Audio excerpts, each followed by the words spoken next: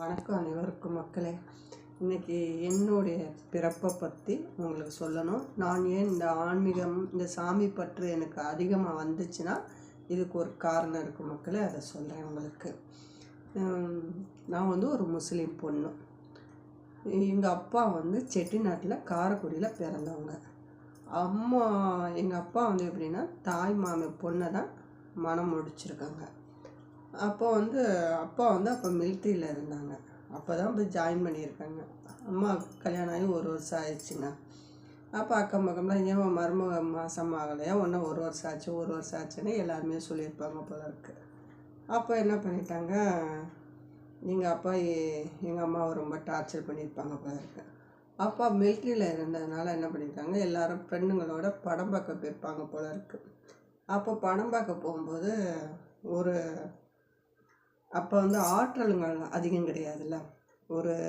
இதுதான் நடக்கும் இதுதான் நடக்காதுன்னு அந்த ஆற்றல், இப்போ இருக்கிற ஆற்றல் அப்போல்லாம் கிடையாதுல்ல.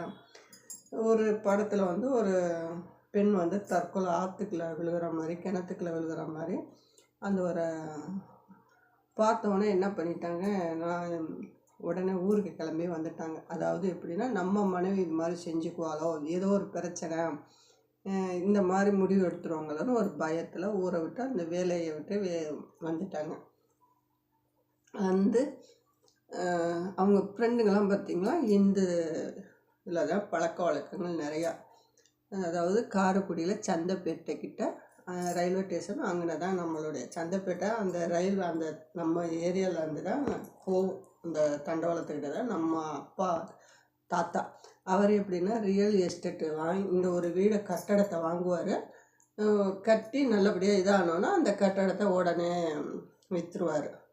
ஆனால் அப்பா எப்படின்னா அரசியலில் அப்பையிலேருந்தே அவருக்கு ஒரு பழக்கம். வெள்ளை வேஷ்டி வெள்ளை சட்டை போடாமல் இருக்க மாட்டார். எங்கள் தாத்தா சொல்லுவார், வெள்ளை சட்டைலாம் போடுறவங்களாம் எதுக்குமே உருப்பிட மாட்டாங்க அப்படின்லாம் எங்கள் அப்பா திட்டிருக்காங்களாம். என்ன பண்ணியிருக்காங்க, உடனே அப்பா ரொம்ப அவங்கள போட்டு டார்ச்சர் பண்ணவும், அப்பா இந்த ஐஸ் ஃபேக்ட்ரி அங்கே இருந்துச்சு காரைக்குடியில், இவங்களுடைய ஃப்ரெண்டு. அப்பா எந்த தொழிலாக இருந்தாலும் பண்ணுவாங்க. இந்த தொழில் அந்த தொழில்லாம் கிடையாது, எந்த தொழிலாக இருந்தாலும் அவர் செய்வார்.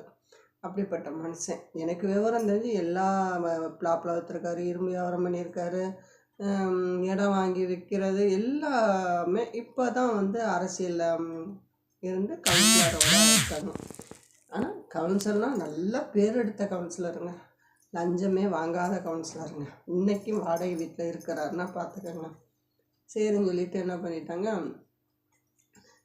அப்பா பேர் அப்துல்லா, நீ மாலை போட்டு வா என் கூட ஐயப்பனுக்கு, நீ வேண்டிக்கிட்டு வந்தீங்கன்னா உனக்கு குழந்தை பிறக்கணும்னு சொல்லவும், சரின்னா அப்போ புதுசு தானுங்க, ஒன்றும் தெரியலை எப்படி இருக்கணும் என்ன ஆச்சாரம் இருக்கணும் அவங்களுக்கு தெரியாதுல்ல. சரின்னு சொல்லிட்டு என்ன பண்ணிட்டாங்க, போட்டுட்டு தரையிலெல்லாம் படுக்காமல் தலைவாணிலாம் வச்சு படுத்துருப்பார் போல இருக்கு. மலைக்கு 48 நாள் கழிச்சவனா போனவனா, அப்போலாம் பெரிய பாதையில் போனால் எவ்வளோ பயம் உணர்ச்சி. அப்போ இருந்த பயத்தில் இருந்தவங்க இப்போலாம் இப்படி இருக்காங்களா, கிடையாது. இப்போ பீடி குடிக்கிறாங்க, செருப்பு போட்டு நடக்கிறாங்க, கெட்ட வார்த்தை வருது. அப்போ அப்படியெல்லாம் கிடையாது. அந்த ஒரு ஐயப்பனுக்கு அவ்வளோ ஒரு பயபக்தியோடு இருப்பாங்க. ஒரு விரதமாக இருந்தாலும் அவ்வளோ ஒரு இதாக இருந்தால் ஆச்சாரமாக இருப்பாங்க. அந்த மாதிரி நடக்கிறதில்ல. சரின்னு சொல்லிட்டு போட்டிருக்கிட்டு போயிருக்காங்கங்க.